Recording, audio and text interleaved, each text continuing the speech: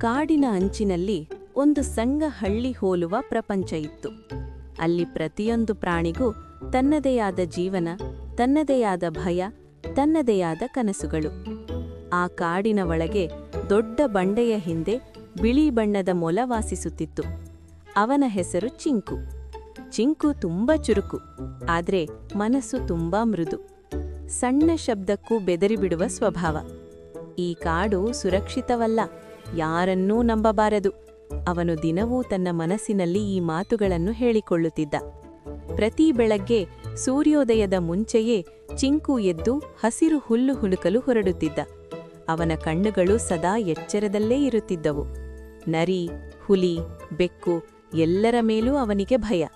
ಆದರೆ ಅವನಿಗೆ ಗೊತ್ತಿರಲಿಲ್ಲ, ಈ ಕಾಡಿನಲ್ಲಿ ಅವನ ಜೀವನವನ್ನೇ ಬದಲಾಯಿಸುವ ಒಂದು ಸ್ನೇಹ ಹುಟ್ಟಿಕೊಳ್ಳುತ್ತೆ ಅನ್ನೋದನ್ನು. ಅದೇ ಕಾಡಿನ ಮತ್ತೊಂದು ಭಾಗದಲ್ಲಿ ಕಪ್ಪು ಮತ್ತು ಬೂದು ಮಿಶ್ರಿತ ಬಣ್ಣದ ಬೆಕ್ಕು ವಾಸಿಸುತ್ತಿತ್ತು. ಅವನ ಹೆಸರು ಮಿಣುಕು. ಮಿಣುಕು ಒಬ್ಬಂಟಿ, ಬೇಟೆಗಾರ, ಆದ್ರೆ ಕ್ರೂರ ಅಲ್ಲ. ನಾನು ಒಬ್ಬನೇ ಸಾಕು, ಸ್ನೇಹ ಅಂದ್ರೆ ದುರ್ಬಲತೆ, ಇದು ಅವನ ನಂಬಿಕೆ. ಅವನಿಗೂ ಜೀವನದಲ್ಲಿ ನೋವಿತ್ತು. ಒಮ್ಮೆ ತನ್ನ ಕುಟುಂಬವನ್ನು ಕಳೆದುಕೊಂಡಿದ್ದ. ಒಂದು ದಿನ ಚಿಂಕು ಹುಲ್ಲು ಕತ್ತರಿಸುತ್ತಿದ್ದಾಗ ಸರಸರ ಎಂಬ ಶಬ್ದ. ಚಿಂಕು ಬೆಚ್ಚಿಬಿದ್ದ. ಇದು ಅಂತ್ಯನಾ? ಅವನ ಮುಂದೆ ಮಿಣುಕು ನಿಂತಿದ್ದ. ಚಿಂಕು ನಡುಗುತ್ತಾ ಹೇಳಿದ, ದಯವಿಟ್ಟು ನನಗೇನೂ ಮಾಡ್ಬೇಡ. ಮಿಣುಕು ಕ್ಷಣಕಾಲ ನೋಡಿದ. ಆ ಮೊಲದ ಕಣ್ಣುಗಳಲ್ಲಿ ಭಯ ಮಾತ್ರವಿತ್ತು, ದುಷ್ಟತೆಯಿಲ್ಲ. ಅವನು ನಿಧಾನವಾಗಿ ಹಿಂದೆ ಸರಿದ. ನೀನು ಸುರಕ್ಷಿತ. ಚಿಂಕು ಬೆರಗಾದ. ಆ ದಿನದ ನಂತರ ಚಿಂಕು ಮತ್ತು ಮಿಣುಕು ದಿನವೂ ದೂರದಿಂದ ಒಬ್ಬರನ್ನೊಬ್ಬರು ನೋಡುತ್ತಿದ್ದರು. ಮಾತೂ ಇಲ್ಲ, ನಂಬಿಕೆ ಇಲ್ಲ, ಆದ್ರೆ ಶತ್ರುತ್ವವೂ ಇಲ್ಲ. ಒಂದು ದಿನ ಮಳೆ ಸುರಿಯುತ್ತಿತ್ತು. ಚಿಂಕು ಗದ್ದೆಯಲ್ಲಿ ಸಿಕ್ಕಿಹಾಕಿಕೊಂಡ. ನರಿ ಕಾಣಿಸಿಕೊಂಡಿತು. ಅದೇ ಸಮಯಕ್ಕೆ ಮಿಣುಕು ಮಿಂಚಿನಂತೆ ಬಂದು ನರಿಗೆ ಗರ್ಜಿಸಿದ. ಚಿಂಕು ಬದುಕಿಬಿಟ್ಟ. ಚಿಂಕು ಯೋಚಿಸುತ್ತಿದ್ದ, ಬೆಕ್ಕು ನನ್ನ ಶತ್ರು ಅಂದುಕೊಂಡಿದ್ದೆ, ಆದ್ರೆ ಅವನೇ ನನ್ನ ರಕ್ಷಕ. ಮಿಣುಕು ಕೂಡ ತನ್ನೊಳಗೆ ಯುದ್ಧ ಮಾಡುತ್ತಿದ್ದ. ನಾನು ಸ್ನೇಹ ಮಾಡಬಾರದು ಅಂದುಕೊಂಡಿದ್ದೆ, ಆದ್ರೆ ಈ ಮೊಲ ಬೇರೆ. ಕಾಡಿನಲ್ಲಿ ಆ ದಿನ ಸೂರ್ಯ ನಿಧಾನವಾಗಿ ಮೇಲಕ್ಕೆ ಏರುತ್ತಿದ್ದಿತು. ಹಸಿರು ಎಲೆಗಳ ಮೇಲೆ ಮಂಜಿನ ಹನಿಗಳು ಮುತ್ತಿನಂತೆ ಹೊಳೆಯುತ್ತಿದ್ದವು. ಆದ್ರೆ ಚಿಂಕು ಮೊಲದ ಮನಸ್ಸಿನಲ್ಲಿ ಮಾತ್ರ ಇನ್ನೂ ನಿನ್ನೆ ನಡೆದ ಘಟನೆಗಳ ಪ್ರತಿಧ್ವನಿ ನಿಂತಿತ್ತು. ಅವನು ಬೆಕ್ಕು, ಆದ್ರೆ ನನ್ನ ಜೀವ ಉಳಿಸಿದ. ಈ ಯೋಚನೆ ಅವನ ಮನಸ್ಸನ್ನು ಗೊಂದಲಕ್ಕೆ ತಳ್ಳುತ್ತಿತ್ತು. ಚಿಂಕು ತನ್ನ ಗೂಡಿನೊಳಗೆ ಕುಳಿತುಕೊಂಡಿದ್ದ. ಅಮ್ಮ ಮೊಲ ಯಾವಾಗಲೂ ಹೇಳುತ್ತಿದ್ದ ಮಾತು ಅವನ ಕಿವಿಯಲ್ಲಿ ಮೊಳಗುತ್ತಿತ್ತು. ಬೆಕ್ಕು ಕಂಡರೆ ಓಡು, ಯೋಚಿಸಬೇಡ. ಆದ್ರೆ ಈಗ ಆ ಮಾತುಗಳು ಅರ್ಥ ಕಳೆದುಕೊಂಡಂತಿತ್ತು. ಅವನು ಎಚ್ಚರಿಕೆಯಿಂದ ಗೂಡಿನಿಂದ ಹೊರಬಂದ. ಹುಲ್ಲು ತಿನ್ನುವ ನೆಪದಲ್ಲಿ ಕಣ್ಣುಗಳು ಮಾತ್ರ ಸುತ್ತಮುತ್ತಲನ್ನೇ ನೋಡುತ್ತಿದ್ದವು. ಅದೇ ಸಮಯಕ್ಕೆ ದೊಡ್ಡ ಮರದ ಮೇಲ್ಭಾಗದಲ್ಲಿ ಮಿಣುಕು ಕುಳಿತುಕೊಂಡಿದ್ದ. ಅವನ ಕಣ್ಣುಗಳು ದೂರದ ಕಾಡಿನೊಳಗೆ ನೆಟ್ಟಗಿದ್ದವು. ನಾನು ಯಾಕೆ ಅವನನ್ನು ಉಳಿಸಿದೆ? ಅವನು ನನ್ನ ಆಹಾರವಾಗಬಹುದಿತ್ತು. ಆದರೆ ಮಿಣುಕುವ ಹೃದಯ ಆ ಮಾತನ್ನು ಒಪ್ಪಲಿಲ್ಲ. ಅವನಿಗೆ ತನ್ನ ಬಾಲ್ಯದ ನೆನಪು ಬಂತು. ತಾಯಿ ಬೆಕ್ಕು ಒಂದು ಸಣ್ಣ ಮೊಲವನ್ನು ಬೇಟೆ ಮಾಡದೆ ಬಿಡಿಸಿದ್ದ ಕ್ಷಣ. ಹಸಿವು ಮಾತ್ರ ಜೀವನವಲ್ಲ, ಹೃದಯವೂ ಬೇಕು. ಅವಳ ಮಾತುಗಳು ಅವನೊಳಗೆ ಇನ್ನೂ ಜೀವಂತವಾಗಿದ್ದವು. ಮಧ್ಯಾಹ್ನದ ಹೊತ್ತಿಗೆ ಚಿಂಕು ನೀರು ಕುಡಿಯಲು ನದಿಯ ತೀರಕ್ಕೆ ಬಂದ. ನೀರು ಶಾಂತವಾಗಿ ಹರಿಯುತ್ತಿತ್ತು, ಆದರೆ ಅವನ ಮನಸ್ಸು ಶಾಂತವಾಗಿರಲಿಲ್ಲ. ಅಕಸ್ಮಾತ್ತಾಗಿ ನೀರಿನಲ್ಲಿ ಮಿಣುಕುವ ಪ್ರತಿಬಿಂಬ ಕಾಣಿಸಿತು. ಚಿಂಕು ಬೆಚ್ಚಿಬಿದ್ದು ಹಿಂದೆ ಸರಿದ. ನಾನು ಓಡಬೇಕಾ ಇಲ್ಲ ಉಳಿಯಬೇಕಾ? ಮಿಣುಕು ನಿಧಾನವಾಗಿ ಮಾತನಾಡಿದ. ಭಯಪಡಬೇಡ, ನಾನು ಏನೂ ಮಾಡಲ್ಲ. ಮೊದಲ ಬಾರಿಗೆ ಬೆಕ್ಕು ಮತ್ತು ಮೊಲ ನೇರವಾಗಿ ಮಾತಾಡಿದರು.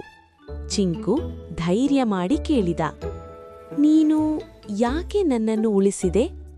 ಮಿಣುಕು ಕ್ಷಣಕಾಲ ಮೌನವಾಗಿದ್ದ. ಏಕೆಂದರೆ ನೀನು ಭಯವಲ್ಲ, ನಿರ್ದೋಷತೆ. ಆಕಾಶ ಅಕಸ್ಮಾತ್ತಾಗಿ ಕತ್ತಲಾಲಿತು. ಮಳೆ ಸುರಿಯತೊಡಗಿತು. ಚಿಂಕು ಓಡಲು ಪ್ರಯತ್ನಿಸಿದರೂ ನೆಲ ಜಾರಿ ಬಿದ್ದ. ಮಿಣುಕು ತಕ್ಷಣ ಅವನ ಮುಂದೆ ನಿಂತ. ತನ್ನ ದೇಹದಿಂದ ಮಳೆಯ ಹನಿಗಳನ್ನು ತಡೆದ. ಆ ಕ್ಷಣದಲ್ಲಿ ಚಿಂಕು ಮೊದಲ ಬಾರಿ ಸಂಪೂರ್ಣ ನಂಬಿಕೆಯೊಂದಿಗೆ ಮಿಣುಕುವ ಕಡೆ ನೋಡಿದ. ನೀನು ನನ್ನನ್ನು ಬಿಡೋದಿಲ್ಲ ಅಲ್ವಾ? ಇಲ್ಲ. ಒಂದು ಚಿಕ್ಕ ಉತ್ತರ, ಆದರೆ ಅದರಲ್ಲಿ ದೊಡ್ಡ ಭರವಸೆ. ಆದರೆ ಕಾಡು ಎಲ್ಲವನ್ನೂ ನೋಡುತ್ತಿತ್ತು. ಮರದ ಮೇಲಿಂದ ಕಾಗೆಗಳು ಕೂಗಿದವು, ಜಿಂಕೆಗಳು ಗುಸುಗುಸಿಸಿದವು. ಬೆಕ್ಕು ಮತ್ತು ಮೊಲ ಒಟ್ಟಿಗೆ? ಇದು ಸಹಜ ಅಲ್ಲ. ಆ ಸುದ್ದಿ ನಿಧಾನವಾಗಿ ಕಾಡಿನೊಳಗೆ ಹರಡತೊಡಗಿತು. ನರಿ ಧೂಮ ತನ್ನ ಕಣ್ಣುಗಳನ್ನು ಮಿಟುಕಿಸಿದ. ಇದು ಅಪಾಯಕರ ಸ್ನೇಹ, ಅದನ್ನು ಮುರಿಯಬೇಕು. ಆ ರಾತ್ರಿ ಚಿಂಕು ತನ್ನ ಗೂಡಿನ ಬಳಿ ಕುಳಿತಿದ್ದ. ಮಿಣುಕು ದೂರದಲ್ಲಿ ನಿಂತಿದ್ದ. ಅವರ ನಡುವೆ ಇನ್ನೂ ಸ್ವಲ್ಪ ಅಂತರವಿತ್ತು. ಚಿಂಕು ಕೇಳಿದ, ನಾವು ಸ್ನೇಹಿತರಾ? ಮಿಣುಕು ಉತ್ತರಿಸಿದ, ಸ್ನೇಹ ಅಂದ್ರೆ ಒಂದೇ ದಿನದಲ್ಲಿ ಆಗೋದಲ್ಲ, ಆದರೆ ನಾವು ಶತ್ರುಗಳಲ್ಲ. ಚಿಂಕು ನಗುತ್ತಾ ತಲೆ ಆಡಿಸಿದ. ಅವನ ಹೃದಯದಲ್ಲಿ ಒಂದು ಹೊಸ ಭಾವನೆ ಹುಟ್ಟಿತ್ತು. ಭಯದ ಜಾಗದಲ್ಲಿ ಭರವಸೆ. ಕಾಡಿನ ಮೇಲೆ ಆ ದಿನ ವಿಚಿತ್ರವಾದ ಅಶಾಂತಿ ಆವರಿಸಿಕೊಂಡಿತ್ತು. ಗಾಳಿ ಸಾಮಾನ್ಯಕ್ಕಿಂತ ಹೆಚ್ಚು ಬಿರುಸಾಗಿ ಬೀಸುತ್ತಿತ್ತು. ಮರಗಳ ಎಲೆಗಳು ಒಂದಕ್ಕೊಂದು ಅಪ್ಪಳಿಸಿ ಯಾವುದೋ ಅಪಾಯ ಬರುತ್ತಿದೆ ಎಂಬ ಸೂಚನೆ ಕೊಡುತ್ತಿದ್ದವು. ಚಿಂಕು ಮೊಲಕ್ಕೆ ಆ ದಿನ ಬೆಳಗ್ಗೆಯಿಂದಲೇ ಮನಸ್ಸು ಭಾರವಾಗಿತ್ತು. ಯಾಕೋ ಏನೋ ತಪ್ಪಾಗೋ ಹಾಗಿದೆ ಎಂದು ಅವನ ಹೃದಯ ಹೇಳುತ್ತಿತ್ತು. ಚಿಂಕು ತನ್ನ ಗೂಡಿನಿಂದ ಹೊರಬಂದು ಸುತ್ತಮುತ್ತ ನೋಡಿದ. ಮಿಣುಕು ಎಲ್ಲೂ ಕಾಣಿಸಲಿಲ್ಲ.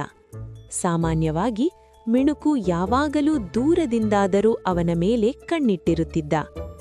ಇವತ್ತು ಯಾಕಿಲ್ಲ? ಅವನೊಳಗೆ ಒಂದು ಚಿಕ್ಕ ಅನುಮಾನ ಹುಟ್ಟಿತು. ಭಯದ ಜೊತೆಗೆ ನಿರೀಕ್ಷೆಯೂ ಇತ್ತು. ಅದೇ ಸಮಯಕ್ಕೆ ಕಾಡಿನ ಮತ್ತೊಂದು ತುದಿಯಲ್ಲಿ ಮಿಣುಕು ಒಂಟಿಯಾಗಿ ನಡೆಯುತ್ತಿದ್ದ. ಅವನ ಮನಸ್ಸಿನಲ್ಲಿ ಕಾಡಿನ ಪ್ರಾಣಿಗಳ ಮಾತುಗಳು ಮರುಕಳಿಸುತ್ತಿದ್ದವು. ಬೆಕ್ಕು ಮೊಲ ಜೊತೆ ಸ್ನೇಹ ಮಾಡ್ತಾನಂತೆ? ನಂಬಿಕೆ ಇಡೋದು ಅಪಾಯ. ಈ ಮಾತುಗಳು ಮಿಣುಕುವಿನ ಹೃದಯವನ್ನು ನೋಯಿಸುತ್ತಿದ್ದವು. ನಾನು ತಪ್ಪು ಮಾಡ್ತಿದ್ದೇನಾ? ಸ್ನೇಹ ನನ್ನನ್ನು ದುರ್ಬಲ ಮಾಡ್ತಿದೆಯಾ? ಅವನೊಳಗೆ ಯುದ್ಧ ನಡೆಯುತ್ತಿತ್ತು. ಅದೇ ಸಮಯಕ್ಕೆ ನರಿ ಧೂಮ ಮರಗಳ ನಡುವೆ ನಿಂತು ಎಲ್ಲವನ್ನೂ ಗಮನಿಸುತ್ತಿದ್ದ. ಅವನ ಕಣ್ಣುಗಳಲ್ಲಿ ಚಾಣಕ್ಷತೆ ಹೊಳೆಯುತ್ತಿತ್ತು. ನೇರವಾಗಿ ದಾಳಿ ಮಾಡಿದ್ರೆ ಗೆಲ್ಲಲಾರೆ, ಆದರೆ ನಂಬಿಕೆಯನ್ನು ಮುರಿದರೆ ಯುದ್ಧವೇ ಬೇಡ. ಧೂಮ ತನ್ನ ಯೋಜನೆ ಆರಂಭಿಸಿದ. ಧೂಮ ಚಿಂಕುವಿನ ಹತ್ತಿರ ಬಂದು ಮೃದು ಧ್ವನಿಯಲ್ಲಿ ಮಾತನಾಡಿದ. ಚಿಂಕು, ನಿನಗೊಂದು ಮಾತು ಹೇಳ್ಬೇಕು. ಚಿಂಕು ಬೆಚ್ಚಿಬಿದ್ದ. ನರಿ ಯಾಕೆ ನನ್ನ ಜೊತೆ ಮಾತಾಡ್ತಾನೆ? ಧೂಮ ನಾಟಕೀಯವಾಗಿ ನಿಟ್ಟುಸಿರು ಬಿಟ್ಟ. ನಾನು ನೋಡಿದ್ದೆ. ಮಿಣುಕು ನಿನ್ನ ಬಗ್ಗೆ ಬೇರೆ ಬೆಕ್ಕುಗಳ ಜೊತೆ ಮಾತಾಡ್ತಿದ್ದ. ಚಿಂಕುವಿನ ಕಣ್ಣು ದೊಡ್ಡವಾದವು. ಏನು ಮಾತು? ನಿನ್ನನ್ನು ಬಲೆಗೆ ಬೀಳಿಸೋ ಯೋಜನೆ. ಆ ಮಾತು ಚಿಂಕುವಿನ ಹೃದಯವನ್ನು ಚುಚ್ಚಿತು. ಚಿಂಕು ಏನು ಹೇಳಲಿಲ್ಲ, ಆದರೆ ಅವನ ಕಣ್ಣುಗಳಲ್ಲಿ ಭಯ ಮತ್ತೆ ಹುಟ್ಟಿತು. ಅಮ್ಮ ಹೇಳಿದ್ದು ಸರಿ ಇರಬಹುದು. ಬೆಕ್ಕು ಅಂದ್ರೆ ಬೆಕ್ಕೇ. ಅವನು ತನ್ನೊಳಗೆ ಮಿಣುಕುವಿನ ಮೇಲಿನ ನಂಬಿಕೆಯನ್ನು ಪ್ರಶ್ನಿಸತೊಡಗಿದ. ಅದೇ ಸಮಯಕ್ಕೆ ಮಿಣುಕು ಚಿಂಕುವನ್ನು ಹುಡುಕುತ್ತಾ ಬಂದ. ಚಿಂಕು! ಆದ್ರೆ ಚಿಂಕು ಅವನನ್ನು ನೋಡಿ ಮುಖ ತಿರುಗಿಸಿಕೊಂಡ. ಮಿಣುಕು ನಿಂತುಬಿಟ್ಟ. ಕಾಡಿನ ಮೇಲೆ ಆ ದಿನ ಭಾರವಾದ ಮೌನ ಇಳಿದಿತ್ತು. ಹಕ್ಕಿಗಳೂ ಸಹ ಕಡಿಮೆ ಮಾತನಾಡುತ್ತಿದ್ದವು. ಹಾಗೆ ನೋಡಿದರೆ ಎಲ್ಲವೂ ಸಹಜವಾಗಿಯೇ ಇದ್ದಂತೆ ಕಾಣಿಸುತ್ತಿತ್ತು. ಆದರೆ ಚಿಂಕು ಮತ್ತು ಮಿಣುಕು ನಡುವಿನ ಮೌನ ಮಾತ್ರ ಅಸಹಜವಾಗಿತ್ತು. ಚಿಂಕು ತನ್ನ ಗೂಡಿನೊಳಗೆ ಒಂಟಿಯಾಗಿ ಕುಳಿತಿದ್ದ. ಹೊರಗೆ ಸೂರ್ಯ ಹೊಳೆಯುತ್ತಿದ್ದರೂ ಅವನೊಳಗೆ ಕತ್ತಲೆ ತುಂಬಿಕೊಂಡಿತ್ತು. ನಾನು ನಂಬಿಕೆ ಇಟ್ಟದ್ದು ತಪ್ಪಾ? ಅವನು ನಿಜವಾಗಿಯೂ ನನಗೆ ಮೋಸ ಮಾಡ್ತಾನಾ? ನರಿ ಧೂಮನ ಮಾತುಗಳು ಅವನ ಕಿವಿಯಲ್ಲಿ ಮರುಮರು ಕೇಳಿಸುತ್ತಿದ್ದವು. ಬೆಕ್ಕು ಎಂದರೆ ಬೇಟೆಗಾರ. ಅವನ ಹೃದಯ ಮಿಣುಕುವ ಪರವಾಗಿ ಮಾತನಾಡಲು ಪ್ರಯತ್ನಿಸುತ್ತಿತ್ತು. ಆದರೆ ಭಯ ಆ ಧ್ವನಿಯನ್ನು ಮರೆಮಾಡುತ್ತಿತ್ತು.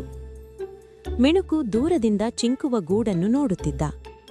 ಸಾಮಾನ್ಯವಾಗಿ ಚಿಂಕು ಅವನನ್ನು ನೋಡಿದರೆ ಸಣ್ಣ ನಗು ಕೊಡುತ್ತಿದ್ದ. ಇಂದು ಒಂದು ದೃಷ್ಟಿಯೂ ಇಲ್ಲ. ನಾನು ಏನು ತಪ್ಪು ಮಾಡಿದೆ? ಅವನಿಗೆ ಅರ್ಥವಾಗಲಿಲ್ಲ. ಮಾತಾಡಲು ಹೋದರೂ ಚಿಂಕು ಹತ್ತಿರ ಬರಲಿಲ್ಲ. ಮಿಣುಕುವ ಮನಸ್ಸು ಭಾರವಾಯಿತು. ಸ್ನೇಹ ಅಂದ್ರೆ ಹೀಗೇನಾ? ಕಾರಣವೇ ಇಲ್ಲದೆ ದೂರ? ಕಾಡಿನೊಳಗೆ ಮಾತುಗಳು ಹಬ್ಬತೊಡಗಿದವು. ಮೊಲ ಬೆಕ್ಕನ್ನು ನಂಬಿದ್ದಾನೆ. ಅದು ಅಪಾಯ. ಇದರಿಂದ ಏನೋ ದೊಡ್ಡ ಅನಾಹುತ ಆಗುತ್ತೆ. ಜಿಂಕೆಗಳು, ಮಂಗಗಳು, ಹಕ್ಕಿಗಳು ಎಲ್ಲರೂ ಗುಸುಗುಸಿಸುತ್ತಿದ್ದರು. ಈ ವದಂತಿಗಳ ಮಧ್ಯೆ ಧೂಮನರಿ ನಗುತ್ತಿತ್ತು. ಹೃದಯಗಳನ್ನು ಬೇರ್ಪಡಿಸಿದರೆ ಶಕ್ತಿ ತಾನೇ ಕುಸಿದು ಬಿಡುತ್ತದೆ. ಆ ರಾತ್ರಿ ಕಾಡಿನಲ್ಲಿ ದಟ್ಟ ಕತ್ತಲೆ ಆವರಿಸಿತು. ಚಂದ್ರನು ಮೋಡಗಳ ಹಿಂದೆ ಮರೆಮಾಡಿಕೊಂಡಿದ್ದ. ಚಿಂಕು ನೀರು ಕುಡಿಯಲು ಒಬ್ಬನೇ ಹೊರಬಂದ. ಸಾಮಾನ್ಯವಾಗಿ ಮಿಣುಕು ಆ ಸಮಯದಲ್ಲಿ ದೂರದಿಂದ ಕಾಪಾಡುತ್ತಿದ್ದ. ಇಂದು ಯಾರೂ ಇಲ್ಲ. ಹಠಾತ್ತನೆ ಹುಲ್ಲಿನ ನಡುವೆ ಚಲನೆಯಾಯಿತು. ಚಿಂಕು ಬೆಚ್ಚಿಬಿಟ್ಟ. ಇಲ್ಲ, ಇಲ್ಲ. ಅದೇ ಕ್ಷಣದಲ್ಲಿ ಧೂಮನರಿ ತನ್ನ ತೀಕ್ಷ್ಣ ಕಣ್ಣುಗಳೊಂದಿಗೆ ಹೊರಬಂದ. ನಿನ್ನ ಸ್ನೇಹಿ ಇಲ್ಲವಲ್ಲ, ಇವತ್ತು ನೀನು ಒಬ್ಬನೇ. ಚಿಂಕು ಓಡಲು ಪ್ರಯತ್ನಿಸಿದ. ಆದರೆ ಕಾಲು ಜಾರಿ ಬಿದ್ದ. ಧೂಮ ನಿಧಾನವಾಗಿ ಹತ್ತಿರ ಬಂದ. ನಾನು ಹೇಳಿದ್ದೆ ಅಲ್ವಾ, ಬೆಕ್ಕು ನಿನ್ನನ್ನು ಬಿಟ್ಟಿದ್ದಾನೆ. ಚಿಂಕುವ ಕಣ್ಣುಗಳಲ್ಲಿ ನೀರು ತುಂಬಿತು. ಅವನು ಹೀಗೆ ಮಾಡ್ತಾನಾ? ಅದೇ ಕ್ಷಣದಲ್ಲಿ ಮಿಂಚಿನಂತೆ ಮಿಣುಕು ಧೂಮನ ಮೇಲೆ ಹಾರಿದ. ಅವನಿಂದ ದೂರ ಇರು. ಮಿಣುಕುವ ಗರ್ಜನೆ ಕಾಡನ್ನು ಕಂಪಿಸಿತು. ಧೂಮ ಅಚ್ಚರಿಯಿಂದ ಹಿಂದೆ ಸರಿದ. ನೀನು ಇಲ್ಲೇ ಇದ್ದೀಯಾ? ನಾನು ಎಲ್ಲಿದ್ದರೂ ನನ್ನ ಸ್ನೇಹಿಯನ್ನು ಬಿಟ್ಟು ಹೋಗಲ್ಲ. ಚಿಂಕು ಬೆರಗಾದ. ಧೂಮ ಕೋಪದಿಂದ ಗರ್ಜಿಸಿದ. ನಾನು ಸುಳ್ಳು ಹೇಳಿದ್ದೆ, ಆದ್ರೆ ನೀನು ನಂಬಿಬಿಟ್ಟೆ. ಮಿಣುಕು ಚಿಂಕುವ ಕಡೆ ನೋಡಿ ಮೃದು ಧ್ವನಿಯಲ್ಲಿ ಹೇಳಿದ, ನಂಬಿಕೆ ಒಮ್ಮೆ ಕದಡಿದರೆ ನೋವಾಗತ್ತೆ, ಆದ್ರೆ ನಾನು ಎಂದಿಗೂ ನಿನಗೆ ಮೋಸ ಮಾಡಲ್ಲ. ಚಿಂಕು ಕಣ್ಣೀರು ಹಾಕಿದ. ಕ್ಷಮಿಸು, ಭಯ ನನ್ನನ್ನು ಅಂಧನನ್ನಾಗಿ ಮಾಡಿತ್ತು. ಆ ರಾತ್ರಿ ಅವರಿಬ್ಬರೂ ನದಿಯ ತೀರದಲ್ಲಿ ಕುಳಿತರು. ಮಾತು ಕಡಿಮೆ, ಆದರೆ ಮೌನದಲ್ಲಿ ಸತ್ಯ ಇತ್ತು.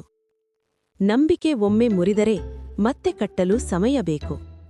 ಮಿಣುಕು ನಿಧಾನವಾಗಿ ಹೇಳಿದ. ಚಿಂಕು ತಲೆಯಾಡುವಷ್ಟೇ ಉತ್ತರಿಸಿದ. ಕಾಡಿನ ಮೇಲೆ ಆ ದಿನ ಹೊಸ ಬೆಳಗಿನ ಕಿರಣಗಳು ಬೀಳುತ್ತಿದ್ದರೂ ಹಿಂದಿನ ರಾತ್ರಿ ನಡೆದ ಘಟನೆಗಳ ಭಾರ ಇನ್ನೂ ಗಾಳಿಯಲ್ಲಿ ತೇಲುತ್ತಿತ್ತು. ನದಿಯ ತೀರದಲ್ಲಿ ಚಿಂಕು ಮತ್ತು ಮಿಣುಕು ಮೌನವಾಗಿ ಕುಳಿತಿದ್ದರು. ಮಾತಿಲ್ಲ. ಆದರೆ ಆ ಮೌನದಲ್ಲಿ ನೋವೂ ಇತ್ತು, ಪಶ್ಚಾತ್ತಾಪವೂ ಇತ್ತು ಮತ್ತು ಹೊಸ ನಿರ್ಧಾರವೂ ಇತ್ತು. ಚಿಂಕು ನಿಧಾನವಾಗಿ ತಲೆ ಎತ್ತಿ ಹೇಳಿದ, ನಾನು ನಿನ್ನನ್ನು ಅನುಮಾನಿಸಿದ್ದೇನೆ. ಅದಕ್ಕಿಂತ ದೊಡ್ಡ ತಪ್ಪು ಇನ್ನಿಲ್ಲ. ಮಿಣುಕು ಸ್ವಲ್ಪ ನಗುತ್ತಾ ಉತ್ತರಿಸಿದ, ನೋವಾಗಿತು, ಆದರೆ ನೀನು ಭಯದಿಂದ ಹಾಗೆ ಮಾಡಿದೆ ಎಂದು ನನಗೆ ಅರ್ಥವಾಯಿತು. ಅವರ ನಡುವೆ ನಿಧಾನವಾಗಿ ಮತ್ತೆ ನಂಬಿಕೆಯ ಸೇತು ಕಟ್ಟಲು ಶುರುವಾಗಿತ್ತು. ಅದೇ ದಿನ ಮಧ್ಯಾಹ್ನ ಕಾಡಿನ ಹಿರಿಯ ಆನೆ ವೃದ್ಧಗಜ ಎಲ್ಲ ಪ್ರಾಣಿಗಳನ್ನು ಸೇರಿಸಿದ. ಕಾಡಿನಲ್ಲಿ ಅಶಾಂತಿ ಹೆಚ್ಚಾಗಿದೆ. ಇದಕ್ಕೆ ಕಾರಣ ಹುಡುಕಬೇಕು. ಜಿಂಕೆ, ಮಂಗಗಳು, ಹಕ್ಕಿಗಳು ಎಲ್ಲರೂ ಸೇರಿದ್ದರು. ಧೂಮನರಿ ದೂರದಲ್ಲಿ ನಿಂತು ಸುಮ್ಮನೆ ಕೇಳುತ್ತಿದ್ದ. ವೃದ್ಧಗಜ ಗಂಭೀರವಾಗಿ ಕೇಳಿದ, ಯಾರು ಸತ್ಯ ಹೇಳ್ತಾರೆ? ಚಿಂಕು ಧೈರ್ಯ ಮಾಡಿ ಮುಂದೆ ಬಂದ. ನನ್ನ ಸ್ನೇಹವನ್ನು ಮುರಿಯಲು ಸುಳ್ಳು ಮಾತು ಬಳಸಲಾಯಿತು. ಅದರಿಂದ ನಾನು ಭಯಗೊಂಡೆ. ಮಿಣುಕು ಕೂಡ ಮುಂದೆ ಬಂದ. ನಾನು ಬೆಕ್ಕು, ಆದರೆ ಸ್ನೇಹ ನನ್ನ ದುರ್ಬಲತೆ ಅಲ್ಲ, ನನ್ನ ಶಕ್ತಿ. ಕಾಡು ಮೌನಗೊಂಡಿತು. ಆ ಕ್ಷಣದಲ್ಲಿ ಧೂಮನರಿ ಮುಂದೆ ಬಂದು ನಗುತ್ತಾ ಹೇಳಿದ, ಸ್ನೇಹ, ನಂಬಿಕೆ ದುರ್ಬಲರ ಮಾತು. ಈ ಕಾಡು ಬಲಿಷ್ಠರು ಆಳುವ ಜಾಗ. ಆದರೆ ಈ ಬಾರಿ ಕಾಡು ಅವನ ಮಾತಿಗೆ ಒಪ್ಪಲಿಲ್ಲ. ಹಿರಿಯ ಜಿಂಕೆ ಗಟ್ಟಿಯಾಗಿ ಹೇಳಿತು, ನೀನು ಭಯ ಮತ್ತು ಸುಳ್ಳಿನಿಂದ ಬದುಕುತ್ತೀಯ. ಧೂಮನ ಕಣ್ಣುಗಳಲ್ಲಿ ಕೋಪ ಹೊತ್ತಿಕೊಂಡಿತು. ಹಾಗಾದ್ರೆ ನಾನು ತೋರಿಸ್ತೀನಿ ನಿಜವಾದ ಬಲ ಏನು ಅಂತ. ಅವನು ಹಠಾತ್ತನೆ ಚಿಂಕುವ ಮೇಲೆ ದಾಳಿ ಮಾಡಲಿ ಮುಂದಾದ.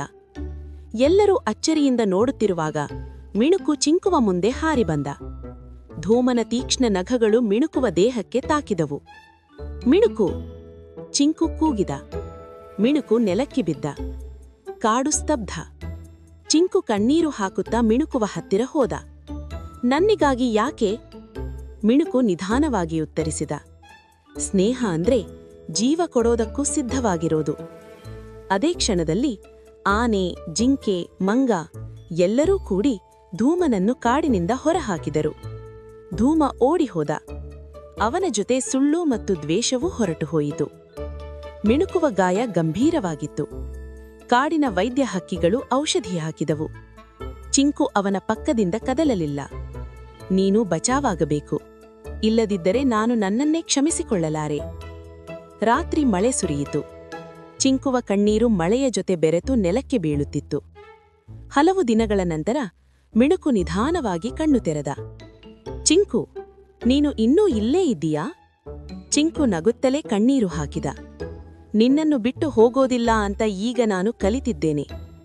ಮಿಣುಕು ಚೇತರಿಸಿಕೊಳ್ಳುತ್ತಿದ್ದ. ಕಾಡಿನ ಪ್ರಾಣಿಗಳು ಅವರ ಸ್ನೇಹವನ್ನು ಹೊಸ ಕಣ್ಣಿನಿಂದ ನೋಡತೊಡಗಿದವು.